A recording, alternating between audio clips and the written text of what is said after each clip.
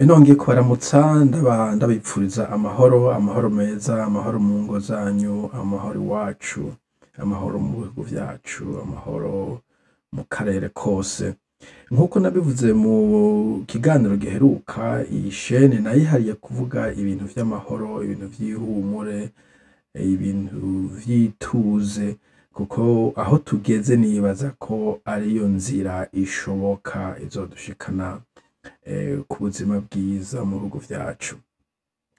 Nkivuze birya rero nagiye ndiko ndarondera hirya no hino ku mbuga, narumvirije umuntu numvise yuko mu vy'ukuri afise umugambi w'amahoro. Sinkunze kuja mu bintu vya politike, nta mugambwe mperutsemwo ngira haraze nk'imyaka 40 nta vy'imigambwe njamwo, ariko uwo muntu naramwumvirije numva avuga amajambo y'ihumure, amajambo adatukana, amajambo adatyozanya. Nipfuje ko tumwumviriza, hanyuma wewe wumviriza uragira ico ubivuzeko. Mugabo jewe ku ruhande rwanje narashimye ijambo umuntu sindamuzi, ariko ijambo nararishimye. Reka tumwumvirize. Umviriza neza. Jewe ndafite abarundi turi benshi, kandi abarundi ntidushobora twese kumva ibintu kumwe. Iki kiganiro wakintumiyemo kubera ugira uti Francis mu vyavuga hari ivyo numva umengo ni vyiza, wanavuze ko turi abagenzi kuva kera. Nuko mu vyo mvuga hari ivyo bibaza ko bishobora kugira akamaro. Okay, tukikijije aho harimwo ukwicisha bugufi tutakunze kubona mu bapolitisiye, mu bapolitiki, mu bantu ba politiki. Uvuga ati abarundi dufise ivyiyumviro bitandukanye, tubona ibintu kubiri gutatu kune, vyumvikana ko avuga ati jewe inzira mbona yotuzaniramwo amahoro niyi, inzira mbona twari, ariko birashoboka ko abandi babibona ukundi. Iyo ni imirite, ukwicisha bugufi mbona tubuze cyane mu bantu b'aba politike, si mu Burundi gusa ne kw'isi hose. Uri kuri uruhande avuga ngo ibi nivyo vy'ukuri, abandi barabesha, abandi ntibifashe, ariko baravuga ati n'abandi twobumviriza. Reka dukomeze. Ntumiye si kugira ngo numye abandi ivyo bakora, wantumiye kugira ngo turabe ko ivyo mvuga hari ico vyomara mu bihe tugezemwo, mu gihe intambara z'urutavanako gushika no bataco zamariye igihugu. Amen. Nico gituma twe turiko twigisha tuvuga tuti umuntu w'intambambazi azokwibaza ko kwica abandi konona bizana inyishu. Twe turiko tumwereka ko bitazopfa bizana inyishu. Ngiyi intumbero dufise. Uwibaza rero yuko we arivyo ashingiyeko, uno munsi nibaza nti ananyumvirize, ndabifatira ko n'uburorero bwo hafi. Hariho abantu mu 2020 bari bakiri mu butegetsi bakomeye, berekana ko bakomeye, ubu baguye hasi, bashitse hasi, kandi bari bafise amapeta jejeta. Nivyo sigura n'uwundi wari wese nico kimwe. Kugira inkoho, kugira amasasi, kwica abantu gasasika ntibikosora na kimwe mu gihugu. Mugabo kwicara abantu bakwimviriza ubwenge, bakumviriza abantu bashobora kuzana inyishu z'ivyo bintu, bituma tugabanya ishavu, tukamenya ivyo turimo. Avuze ikintu gikomeye cyane, kandi ushobora no kukirandira ntugishire mu Burundi gusa. Aravuze ati hari abantu bari bakomeye, nuko yavuze nyamba mu 2000 na kangahe, ariko ushobora no kuja inyuma gosi. Abantu bari bakomeye, dufata aba president batwaye Burundi, umuntu ashobora kuvuga ko nivyo barashaje, ariko harimo bamwe bagiye bataranasaza. Neza ko Micombero atatwaye n'ubusaza, Bagaza ashoboye ko yarashaje, ariko Buyoya mu bisanzwe nibaza ko atari bwasaze, ariko urabona ntibakihari. Hari n'abandi bari mu kurundi ruhande, harimo bo twari tuzi bari bakomeye cyane nk'abitwa Bangurube, bamwe ba Adolphe n'abandi. Sindiko ndabavyina ku muvyimba ko nta wipfuza ugupfa, nta nyama z'abantu tugira. Ikibabaje nuko ico ariko avuga nuko kuba uri umuntu hambaye ubu ntivyotuma uhonyanga abandi, kubera nsinzi umugani nabonye ndawumenya uyu munsi muri iyi minsi abaguze n'isakaye, n'umugani w'abarundi sinabwiye ndawumva, kandi navukiye i Burundi ngira nuwo bazanye ubuvuba. Ariko nari kuvuga ko ushoboye no kuja kure, twe dukura no kugira abantu bari bakomeye, nta numwe akihari. Bamwe nivyo batwaye n'ubusaza, ariko n'abandi bagiye batwana n'ibiza. No kugira ngo aho hafi hari umugabo yitwa Mobutu Sese Seko yarakomeye cyane, Habyarimana mu Rwanda yari perezida mwarabonye vyamushikiye. John Garang muri yaravugwa muri hari umwitwa John Garang muri nibaza ko hari muri Sudani, hariya Serafate hariya mu bihugu vy'Abarabu, hari ukuyemo n'abari ko baragwana, hari n'abandi bakomeye ba François Mitterrand uvanye no mu baya politike, hari abapapa ngira ngo babiri bamaze kurengana, jewe kumva narutse. Ni ukuvuga nubwo ubukomeye isi hazogira ikumire, ari nayo mpamvu uvuga ati reka twumvikane, ntitugire bimwe vyo bavuga ngo akaruta kandi karakamira, ahubwo akaruta kandi kagafashe nako kwiyunguruza. Kurya ufise umwana mutoyi ariko aragendagenda yiga kugenda, ntabwo musiga ngo ugende uramukanyagirako, uramuterura akaboko uti reka ndakwigishe gutambuka, reka dukomeze. Igihe rero nigisha yuko ikibi kidakosorwa mu minota 2, ibibi turimo ndabizi sindabiyobewe, nico gituma ivyo nigisha nipfuza yuko bikosora ivyo bintu. Ivyo navyo bishobora gufata umwanya, nico gituma yanyishu ivuga ngo nyarutsa ngo dukureho iki, iyo ntayo numva kuko narabonye ikanga habayikoze ataco yamaze. Iki naco ni ikintu gikomeye cyane uciyumviriye neza, kubera kenshi na kenshi abantu baba bakeneye kufata ubutegetsi vyihutirwa, mugabo batafashe umwanya uhagije wo kwigisha abanyagihugu, bo kwitegura bo nyene, bo gupanga gahunda zikwiye.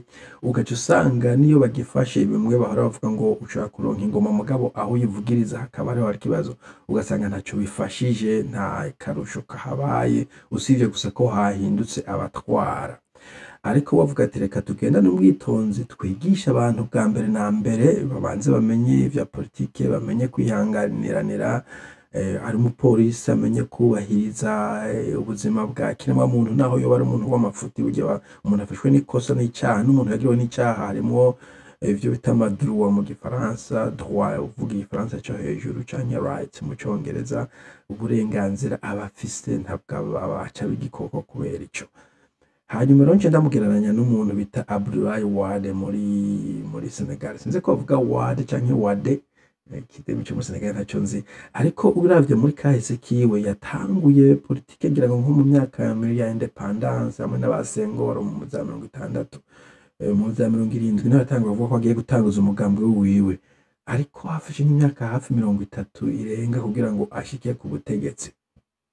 Vyumvikana yuko hari n'abandi bafashe iyo myaka ntibashe ku butegetsi, mugabo mu nyuma akabuto bateye kaba ariko gatuma igihugu kigenda kimera neza.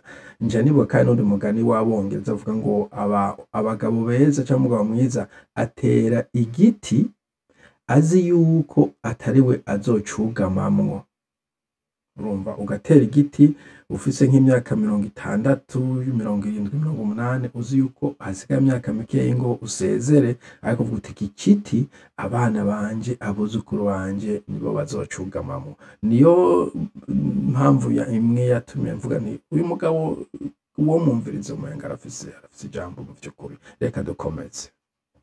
Narabibonye rero jewe muri umwanya naho ntashaje cyane ntinarabibonye, sinshaka umwana w'imyaka 21 na 20-25 nk'iyo nari mfise muri ivyo bihe yosubira kwibaza yuko iba inzira.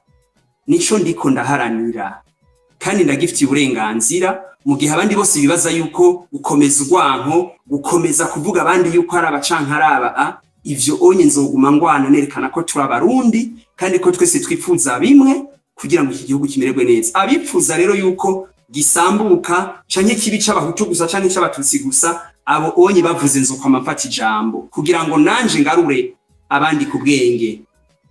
Okay, ayona nawe majambo kandi nafashe numvise afashe cyane. Iyi jya mbere ico kuvuga gutukana, ica kabiri ndiko ndavuga bwasi ndavyibagira ico kuvuga ngo aba bagomba kwimuka bajya guma kutimuka, kuko nkuko navuze ubushize harimo abantu usanga ubukora aya ma réseaux sociaux canke social networks canke imbuga ngurukana bumenyi magane ko abanyamakuru b'u Burundi babivuga, hariho ikintu uvuga mu gifaransa radicalization, no kuvuga bariko usanga ari amacakubiri kavuga ati twebwe turabahutu, umututsi agomba kwimuka hano nta kibanza hafise, abandi twe turabatutsi umuhutu agomba kugenda kuja kuba muri za Cameroon, je ne sais pas. ariko bavuga ati igihugu twese turagisangiye, iyo mvugo tuyihagarike kuko ntiyubaka. Ico ni kimwe. Ica kabiri, ivyo gutukana, ivyo kwandagazanya, aho usanga ugiye ku mbuga usanga nta gutukana bijya vy'abungere vya kera, ariko na cane cane urashobora kuraba nk'abantu bari bijya bita muri opposition canke abifuza kuzotwara Burundi, ugasanga nta ico novuga imigambi bafise y'igihugu atari kuvuga ngo abadede batwara nabi, abadede batwara nabi, abadede baraturiye, abadede bameze kuno. Ataravuga ngo ndiko ndabagwanira, ariko ndi kuvuga iyo ufise ingendo yo gutwara igihugu watuza kuvuga uti jewe nk'umugambwe Dunatu canke mipro nawe ko wita kose, ngibi ibintu bishasha ndoye kuzanira igihugu cacu. Abanyagihugu bashobora kubona ubudasa bw'ivyo uriko uravuga n'ibihari utarinze gusebyanya cyangwa cy'abanyarwanda. Naho je navuze nti uyu mugabo uko biri kose uwo mwumviriza, reka tumwumvirize. Ivyo nzobivuga, sinshobora gushigikira umuntu n'umwe yibaza yuko ushatse kwerekana yuko uwofata inkoho yoba ariko yifata kugira yica igihugu nk'uko umenga CNDD-FDD atanumwe arafata inkoho ntiriko iracica. Ica kabiri, umengo uri kuvuga yuko uwofata inkoho wese yoba yifatiye ubwoko, kandi sivyo. Urashobora gufata inkoho kugira ubogora igihugu kubera CNDD yacisha. Mugabo abo bantu ntiboba bagutumiye kugira mufashanye kugwana kuko urumva si ibyawe. Mugabo ntiwoca nawe we ubagiriza yuko bariko babigira ngo kugira bice igihugu. Nawe nigeze nagiriza ubwiza neza. Navuze wewe wampaye ikibazo, umbwira uti abantu bandi biyumvira uko. Ni ivyiyumviro ntabo ndabona. Jewe nanje nakubwiye ivyo ndiko ndakora, nivyo wampamagaye imvuge, ndiko ndakubwira agaciro kavyo. Ushaka ntange uno musi ngaha anya agaciro k'inkoho? Ushaka nze kuvuga agaciro k'abariko baragwana? Mbona n'abagwa. Okay, haragaciyemo haciyemo ikintu ca publicité, ariko ndumva ivyo reka bwa twavyumvise. Avuze ati none wewe icyo ushaka ntangure kuvuga ibintu vy'inkoho ntazi ibintu kuko je sivyo nshigikiye. Ni kibazo navuga ko umumenyesha makuru yamubajije ikibazo kimeze nk'ikiri mu mutego, kuko yamubajije avuge ku bandi bantu, ariko we ahantu atumbereye ntabwo ashaka kuvuga abandi abatyoza. Ni nko kubahana muri politike, bavuga ati je nzira mbona iyi niyo nzira yiwanje, atiriwe arasevya abandi. Reka tumukurikirane gatoyi twumve. Mbona n'abagwanye iki gihugu nyene bariko baragitabura baconona. Voilà. Ushaka nemeze yuko abantu bagwana bica abantu aribo bogikiza? Ndakubwiye ko na demission navuye muri CNDD 2006 hagira hari imyaka 20, ugira unyumvishe yuko abagira nkabo nje ndimvuga ngo ni sawa navyo, mugabo ko navuze nti turabarundi. Bon, reka namureka vuga. Nkaba jewe ntafise uburenganzira bwo kubwira umuntu, bwo gutegeka umuntu ico akora. Nico gituma ndiko ndakora uko numva kugira ngo ejo ivyo jewe nemera ari byo bizofata ikibanza c'imbere. Okay, iki kintu c'intambara ndagisubiremwo. Intambara mu bisanzwe nuko burya mu Burundi tudafise ubuhinga bukomeye mu bintu vyo gupima mu mitwe bya psychology canke psychology. Muri Amerika barafise ikibazo kubera bagiye barungika abasada babo mu bihugu vyinshi kugwana, na cyane cyane nko mu bihugu vy'abarabu, bakabona ivy'intambara bafise ikintu bita ngo ni PTSD. Ni jambo ry'icongereza sinzi shoko ari hari n'igifaransa, post traumatic disorder, ikintu nk'ico. Ni ukuvuga aho hantu usanga abantu barahahamutse mu mutwe kubera ibibazo bagiye bacamo, kubera intambara babonye aho bagiye. Kandi wiyumvire iyo ntambara barayibonye bariko bica abantu badasangiye n'ubwoko, batanakunda. Kumva ugiye nko kugwana muri Iraki, no kuvuga uba wanga ntabwo ba ucudese n'aba Iraki, nawe ca wibaza umurundi bariko bica n'abarundi nyene bene wabo na bene wabo bavuga ururimi rumwe, ukabona ibiriko biraba. Kandi saba ariko baragwana gusa, na wewe uri ruhande urabona abantu bagupfirako. Biratera ingwara zo mu mutwe, biratera trauma. rero igihugu gikomeje kigwana uzosanga buri muntu canke 99 ku bantu 100 mu mutwe hatakimeze neza kubera ivyo bintu vyabaye, ibintu vy'agahinda, abantu babuze ababo, akabonge, abavyeyi basigaye bicurikiriye. Sinzi ko murabona nk'umuvyeyi yabuze abana 3, 4, 5 canke yababuze bose arayinga. Nawe ca wibaza abo bana bari kugenda batwawe n'intambara, nawe intambara yakugarukiye ko yarakwirukanye hage nawe ufise ijisho rimwe, abantu barayinga. Burya nuko tutaronka ikidutabara, abantu barayinze. Rero nico gituma avuga ati jewe simbona ko intambara coba umuti, kuko intambara tuyibayemwo. Bamwe bakuri Burundi hari abantu kuva nko mu 60 na kangahe bamaze gumwa nk'injuro 3, 4, 5 bagenda bagaruka. Hari umuntu yabuze se mu 70 ingahe, abura nyina mu 70 ingahe, abura musaza we mu 70 ingahe. Ibintu nk'ivyo nubwo we wosigara utapfuye bigukoraho, biguca ivutu, biraguhahamura.